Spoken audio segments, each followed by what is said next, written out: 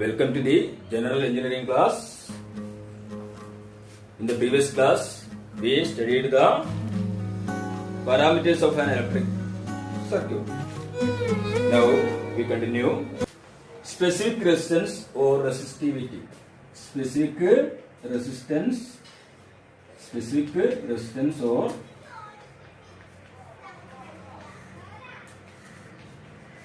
resistivity.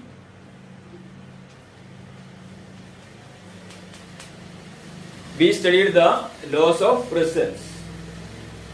From the laws of resistance, we have R directly proportional to length of conductor and inversely proportional to the area of cross section of the conductor. Okay. Resistance of a conductor is directly proportional to its length and inversely proportional to its cross section area. This is a piece of conductor having length L and cross section area A and the specific resistance or resistivity rho. Specific resistance or resistivity rho. Now R is equal to rho into L by A. R is equal to rho into L by A, where rho is the resistivity or specific resistance of the conductor. The specific resistance or resistivity is the resistance of a material having unit length and unit cross-sectional area. Or specific resistance or resistivity is the resistance between the opposite faces of a cube of the material. വളരെ simple ആണ്. നമ്മുടെ ഒരു material, അതായത് copper, aluminium പോലുള്ള ഏതെങ്കിലും ഒരു material,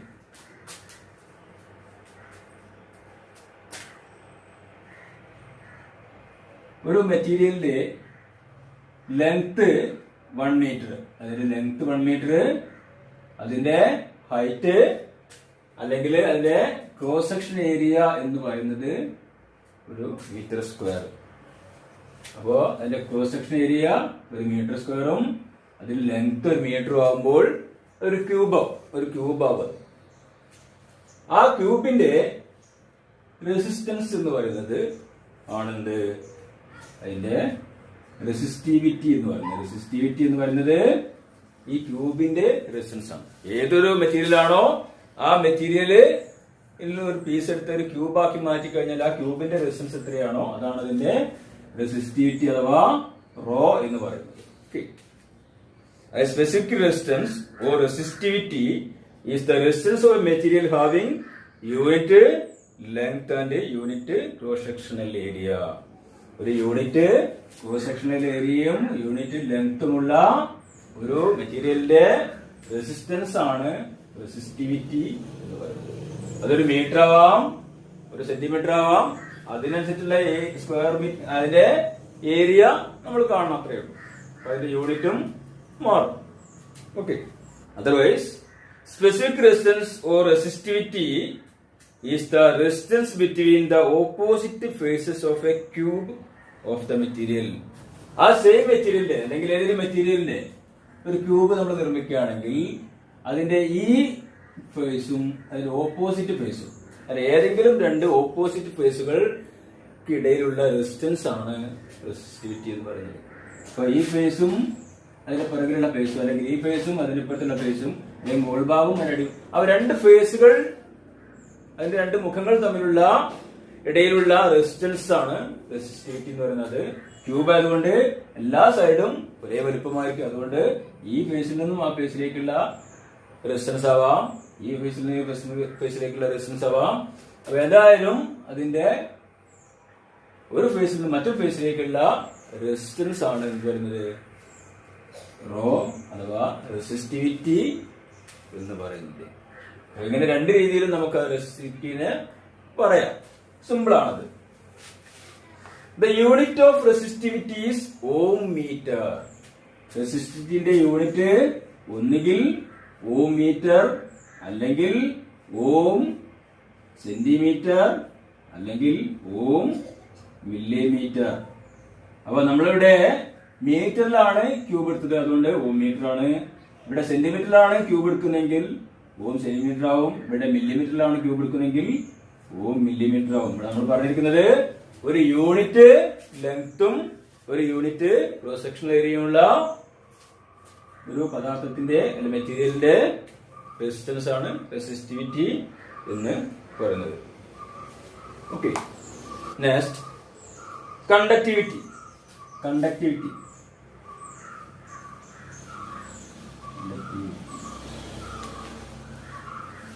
Conductivity is the opposite of resistivity. It is the ability of material to allow flow of current through it. നമ്മൾ നേരത്തെ പറഞ്ഞ റെസിസ്റ്റിവിറ്റിന്റെ നേരെ ഓപ്പോസിറ്റ് ആണ് കണ്ടക്ടിവിറ്റി എന്ന് പറയുന്നത്. അതായത് നേരത്തെ പറഞ്ഞ അലുമിനിയം, കോപ്പർ പോലുള്ള മെറ്റീരിയലുകള് കറണ്ടിനെ കടത്തിവിടുന്ന, അത് എത്രമാത്രം കടത്തിവിടുന്നുവോ അപ്പോൾ കണ്ടക്ടിവിറ്റി കൂടും. അതാണ് അതിന്റെ കണ്ടക്ടിവിറ്റി എന്ന് പറയുന്നത്. അപ്പോൾ ഏറ്റവും കൂടുതൽ കറണ്ടിനെ, ഇലക്ട്രോൺ ഫ്ലോയെ അലൗ ചെയ്യുന്ന മെറ്റീരിയലാണ് ഗുഡ് കണ്ടക്ടർ എന്ന് പറയുന്നത്. ഒരു മെറ്റീരിയലിന്റെ അല്ലെങ്കിൽ ഒരു കണ്ടക്ടറിന്റെ കറണ്ടിനെ കടത്തിവിടാനുള്ള അതിന്റെ കഴിവിനെയാണ് നമ്മൾ എന്ത് പറയുന്നത്, കണ്ടക്ടിവിറ്റി എന്ന് പറയുന്നത്. അപ്പോൾ കറണ്ടിനെ കടത്തിവിടാനുള്ള കഴിവാണ് കണ്ടക്ടിവിറ്റി. ശരിയല്ലേ? അപ്പൊ ഏറ്റവും കൂടുതൽ അല്ല കണ്ടക്ടർ കൂടുതലായിട്ട് കറണ്ടിനെ കടത്തിവിടും. അപ്പോ റെസിസ്റ്റൻസ് കുറഞ്ഞ മെറ്റീരിയൽസ് ആണ് കറണ്ടിനെ കൂടുതലായിട്ട് കടത്തിവിടുക. അല്ലെങ്കിൽ റെസിസ്റ്റിവിറ്റിന്റെ ഓപ്പോസിറ്റ് ആണ് എന്ത്, കണ്ടക്ടിവിറ്റി എന്ന് പറയുന്നത്. Next Ohm's law. Ohm's law. The relationship between voltage, current and resistance, voltage, current and resistance in a DC circuit was first discovered by German scientist George Siemens Ohm. George Siemens Ohm. George Siemens Ohm എന്ന് പറയുന്ന ശാസ്ത്രജ്ഞനാണ് ഒരു DC സർക്യൂട്ടിൽ വോൾട്ടേജും കറണ്ടും റെസിസ്റ്റൻസും തമ്മിലുള്ള ബന്ധം ആദ്യമായി കണ്ടുപിടിച്ചത്. ഒരു ഇലക്ട്രിക് സർക്യൂട്ട്, ഒരു DC ഇലക്ട്രിക് സർക്യൂട്ടിലെ വോൾട്ടേജുകള്, കറണ്ട്, അതിന്റെ റെസിസ്റ്റൻസ് തമ്മിലൊരു റിലേഷൻ കണ്ടുപിടിച്ച ശാസ്ത്രജ്ഞനാണ് ജോർജ് സൈമൺ ഓം എന്ന് പറയുന്നത്. ഓക്കെ, ഇദ്ദേഹം ഒരു സ്റ്റേറ്റ്മെന്റ്, ഇത് തമ്മിലുള്ള റിലേഷന്റെ സ്റ്റേറ്റ്മെന്റ് തന്നു. ആ സ്റ്റേറ്റ്മെന്റ് ആണ് നമ്മൾ ഓംസ് ലോ എന്നറിയപ്പെടുന്നത്. എന്താണ് ആ സ്റ്റേറ്റ്മെന്റ് എന്ന് നോക്കാം നമുക്ക്. At constant temperature, the current flowing through a circuit is directly proportional to the voltage across it. At constant temperature, temperature constant ആണ്. ടെമ്പറേച്ചർ മാറിക്കൊണ്ടിരിക്കാൻ പാടില്ല. നമ്മൾ നേരത്തെ ലോസ് ഓഫ് റെസിസ്റ്റൻസ് പറഞ്ഞു. ലോസ് ഓഫ് റെസിസ്റ്റൻസിൽ പറഞ്ഞപ്പോൾ ടെമ്പറേച്ചറിനനുസരിച്ച് കണ്ടക്ടറിലെ റെസിസ്റ്റൻസ് മാറും എന്ന് നമ്മൾ പറഞ്ഞു. അപ്പൊ ഇവിടെ ടെമ്പറേച്ചർ നേരിടാൻ പാടില്ല, മാറാൻ പാടില്ല. ടെമ്പറേച്ചർ മാറിക്കഴിഞ്ഞാൽ റെസിസ്റ്റൻസ് മാറിക്കൊണ്ടിരിക്കും. അതുകൊണ്ടാണ് at constant temperature the current flowing through a circuit is directly proportional to the voltage across it. അപ്പൊ ഇതൊരു സർക്യൂട്ടാണ്, നമ്മളൊരു സർക്യൂട്ടാണ്. ഈ സർക്യൂട്ടില് ഫ്ലോ ചെയ്യുന്ന കറണ്ട്, അതായത് ഐ, ഇതിൽ ഫ്ലോ ചെയ്യുന്ന current directly proportional to the voltage across it. അതിന് അക്രോസ് ആയിട്ട് നൽകുന്ന ഇതിന് അക്രോസ് ആയിട്ട് നൽകുന്ന വോൾട്ടേജിന് ഡയറക്ട്ലി പ്രൊപ്പോർഷണൽ ആയിരിക്കും അതിലൂടെ ഫ്ലോ ചെയ്യുന്ന കറണ്ട്. വോൾട്ടേജ് കൂടുതൽ കൊടുത്താൽ കൂടുതൽ കറണ്ട് ഉണ്ടാവും, വോൾട്ടേജ് കുറച്ച് കൊടുത്താൽ കുറച്ച് കറണ്ട് ഉണ്ടാവുള്ളൂ. ഓക്കെ, അപ്പോ എത്രയാണോ വോൾട്ടേജ് കൊടുക്കുന്ന വോൾട്ടേജിന് കറസ്പോണ്ടിങ് അത് ഇൻക്രീസ് ചെയ്തുകൊണ്ടിരിക്കും, അതിന്റെ കറണ്ട് ഡയറക്ട്ലി പ്രൊപ്പോർഷണൽ ആണ്. അതാണ് ഓംസ് ലോ പറയുന്നത്. The current flowing through a circuit is directly proportional to the voltage across it. Okay, that is I proportional to B. Current വോൾട്ടേജിന് പ്രൊപ്പോർഷണൽ ആണ്. Or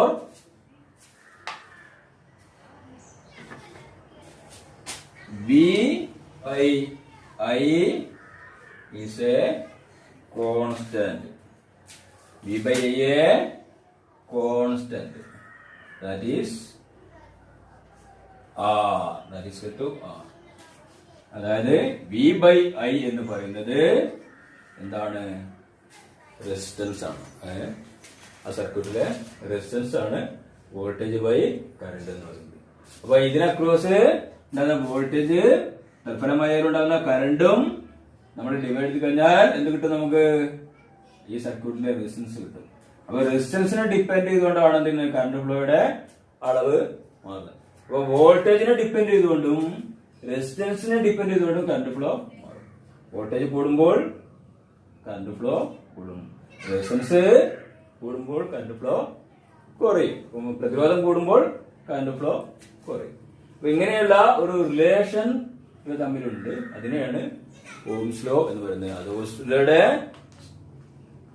Ohm's law states that at the constant temperature, the current flowing through a circuit is directly proportional to the voltage across it. That is I proportional to V. Next, triangle of Ohm's law. Triangle of Ohm's law. നേരത്തെ പറഞ്ഞു ഇതാണ് നമ്മുടെ triangle. ഇതില് V I R ഇതാണ് Ohm's ലോയുടെ triangle. It's very simple ആണ്. ഇതിലെ V എന്ന് പറയുന്നത് V that is equal to I into R. I into R. V is equal to I into R.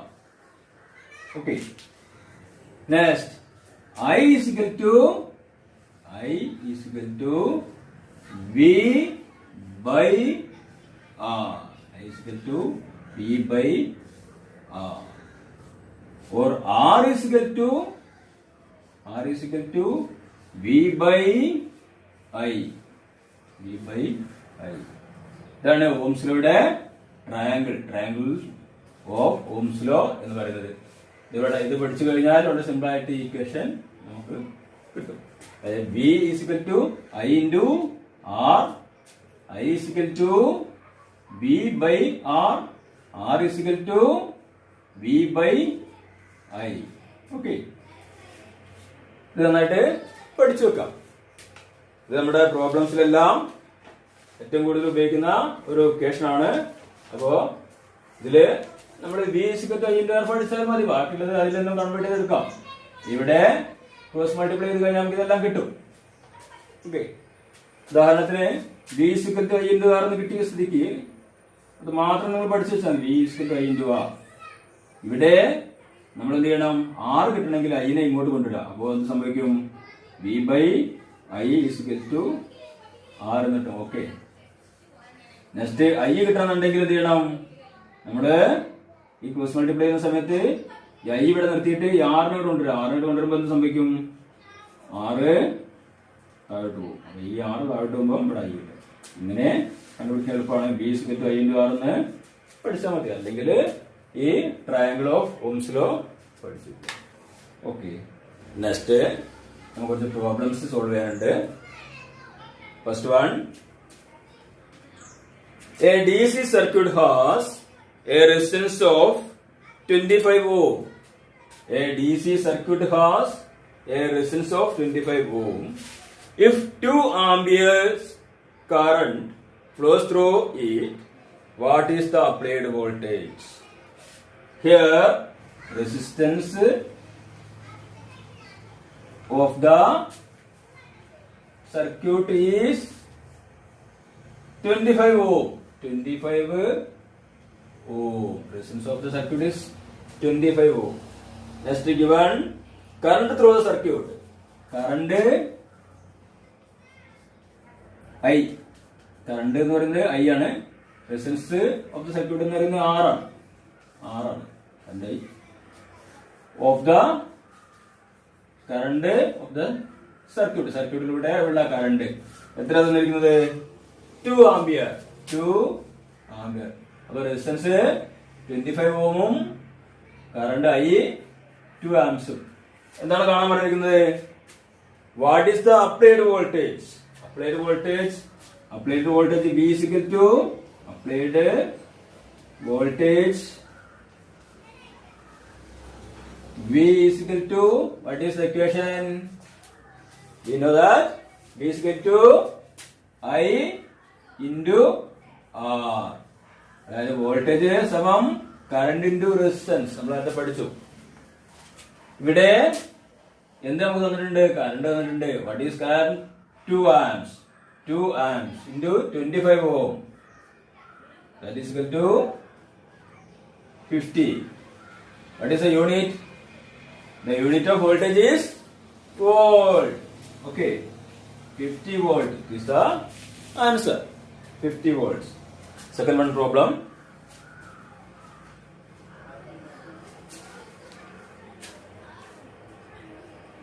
A bulb with 600 ohm resistance takes a current of 0.5 ampere from supply.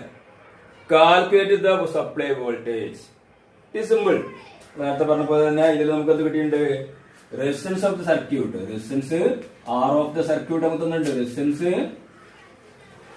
Resistance R of the circuit. Resistance of R of the circuit എത്രയാണ് തന്നിരിക്കുന്നത്? 600 ohm. That is equal to 600 ohm. Next one, current I of the circuit. Current through the circuit. Current through the circuit I is equal to, what is? 0.5 ampere. 0.5 amps. Calculate the supply voltage. Supply voltage നമുക്ക് കാണണ്ടേ. Supply voltage V is equal to, what is the equation? Equation is V is equal to I into R. Here I is equal to 0.5 amps into R is equal to 600 ohm. Multiply by 0.5 into 600, that is equal to 300 volt. 300 volt. It's very simple problem. Okay. The third one problem. A circuit is supplied by 9 volt through 18 ohm resistance. Find the current in the circuit. Then given, what are the given parameters? Voltage ഉണ്ട്. Circuit voltage is equal to 9 volt. Circuit voltage is equal to 9 volt. And circuit resistance is 18 ohm. 18 ohm. അപ്പോൾ നമുക്ക് റെസിസ്റ്റൻസും സർക്യൂട്ടിലെ resistance തന്നിട്ടുണ്ട്, voltage തന്നിട്ടുണ്ട്. Find the current in the circuit. What is I? We can find I. What is the equation? I is equal to V by R. I is equal to V by R. Okay. Then substituting V 9 volt divided by R 18. 9 by 18. That is equal to 1, 2. This is half. It is equal to 0.5. What is the unit of I? Amps. 0.5 amps. Very simple problems ആണ്. നിങ്ങൾ ചെയ്ത് പഠിക്കുക. കുറച്ചുകൂടി questions നമ്മുടെ previous question പേപ്പറിൽ നോക്കിയിട്ട് കുറച്ച് questions കണ്ടുപിടിച്ചിട്ട് അതിൽ നിന്ന് ചെയ്ത് പഠിക്കുക. സിമ്പിൾ ആണ്. ഇതോടെ ഈ ചാപ്റ്റർ ഇവിടെ അവസാനിക്കുന്നു. അടുത്ത ചാപ്റ്ററുമായി നമുക്ക് വീണ്ടും കണ്ടുമുട്ടാം. ഓക്കെ.